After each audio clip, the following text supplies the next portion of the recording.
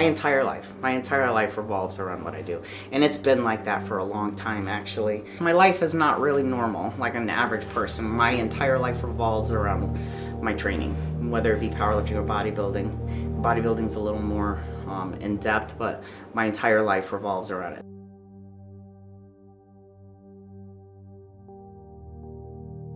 My name's Rheta West, and I am one of the owners, one of two owners of Hercules Gym here in Syracuse, New York. I have several all-time world records, historical, so that just means that in the world, in the history of powerlifting, in certain weight classes, I have lifted more than anybody else ever.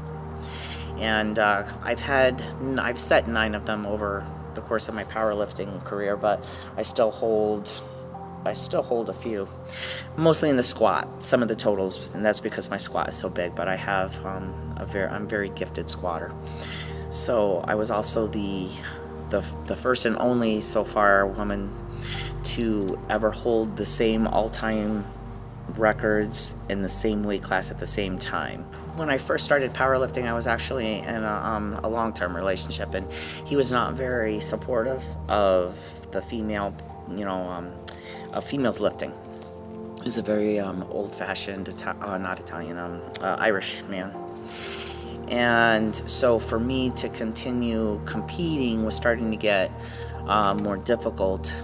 And so it came to a point where I had to make a choice, and I did choose to leave that relationship, and I took my kids and we continued on from there without him so that I could do what I wanted to do. We finally moved to Syracuse, and when I didn't have a car one winter, I spent the entire winter walking roughly 4 hours a day, because I had to walk to work, then I walked back home, then it was the same amount to walk to the gym and back.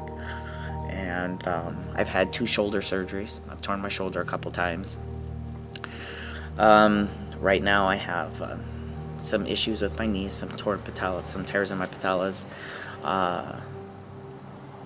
But nothing that hasn't stopped me from being able to work around it. I got the surgeries. I recuperated as soon as I could, just got back to the gym. I actually lifted while I was recuperating and rehabbing, but so outside of that, any other kind of obstacle, I don't know. I've been on my own for a very long time now, so I kind of, when I want something to happen, I make it happen. Nothing really stands in my way, so. Rheta kind of just walks her own path. When she says she wants something, that's it. She gets it. Rheta wants the world record. Rheta just keeps grinding until she gets the world record. Rheta wants her IFBB Pro card. Rheta works until she gets her IFBB Pro card. So she doesn't really take it as shit. She just, it's kind of cool. She's her own person. Bodybuilding didn't come until later. Within the last few years or so, and I was never really intended to start bodybuilding. I knew the diet was going to be hard for me. It's a very disciplined diet and I wasn't interested in. But I was, not that I'm at the end of my powerlifting career, but I've been doing it for a long time, and I like being at the top.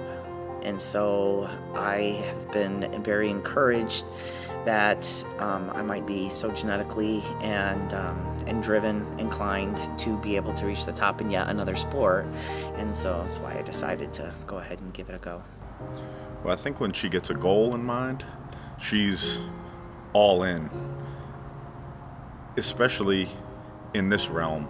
So with powerlifting, it's like I think the thing that not everyone understands is that determination and that will, because I've seen her do water cuts. That's where she has to cut from 180 pounds to 148 pounds. And you talk to her, and sometimes she'll be like, I don't know if I was gonna wake up, which is scary, but no one would take themselves to that point other than her, I don't think. When I did go into the bodybuilding, I'm not going to say it's unheard of, but it is rare to have been able to bounce from one sport to the other so fast. And they did kind of overlap because, I took it upon myself to try and keep myself in shape to a certain degree, and it was bodybuilderish that I did. So, even though I won my first show, but that was I didn't have any competition. Still, the way that I looked on stage would have been worthy of a win, and that was just 4 months after my last powerlifting meet, and then a month later I got my IFBB Pro card, and that one was a huge class, and I did win first place in both Open and Master, and that's kind of the part that's not exactly it's kind of rare. The person I am today, though. So the powerlifter I am, I would have to say Sandy McCaslin. She was the wife of the couple that I started powerlifting with, and she was a very strong and independent woman. I remember, so there was a meet that I was doing, and I needed a certain deadlift for a certain total. It was my first 1,000-pound total, and she was out in the audience, and she's watching me, and so I got the first deadlift, which didn't get my total yet. I got the first deadlift, and I look out and I see her, and put my thumbs up, and she's like, she puts her thumbs back up at me. And so I sit down and I'm waiting, and all of a sudden she comes up behind me and says, "I don't give a fuck what you just pulled, you better get the next one." And so that was the kind of person she was, and I don't know if I probably have always had that kind of personality in me, but I don't know if I was actually that forward with it before, but she certainly brought that out in me. And I think that was important to be the person that I am today, because you can't be a precious little flower to get through the things I've done or be where I am.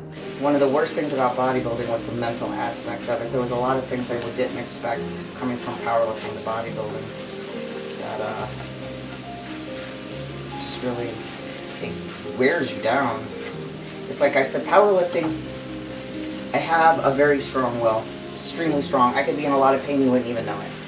And powerlifting is different because I can take my ibuprofen, I can ice something, I can do whatever I gotta do, and I know I've got to squat, and I can suck it up, and I just squat, and then it's done. I can go home and ice and do whatever. Whereas bodybuilding, it's constant. It's 24 hours a day, 7 days a week. That will has to be point on, and that's what got hard. Just having to be that. I'm good at being willful, but to have to be willful constantly like that, when you want to eat something else and you don't want to train or you want to whatever, something hurts. Bodybuilding nearly broke me the last time.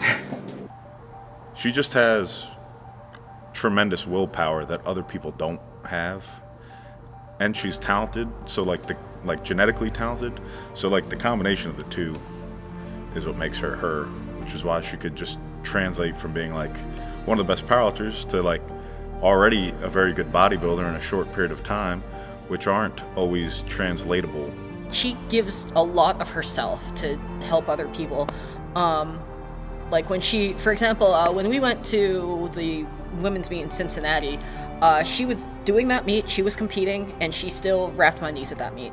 So she cares about other people's performances pretty much just as much as she cares about her own. I will do anything. There is nothing I wouldn't do to help you figure out who you are, and express it in a way that you want to express it.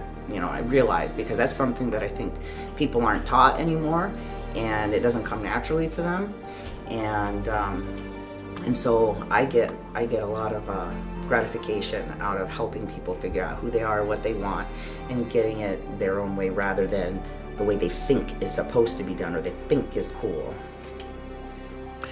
When people look back, I want them to, talk about how I was a strong woman who did what she believed was right, and without, any fear of what other people would think about it. And so I hope that people think, that I did that, and that I did that well, and I was still interesting because that's just who I was. But that I was strong inside and out. I want to be strong physically, but I want to be known for being strong inside as well. It has consumed every second of my life for over a decade now, and I'm getting a little bit tired.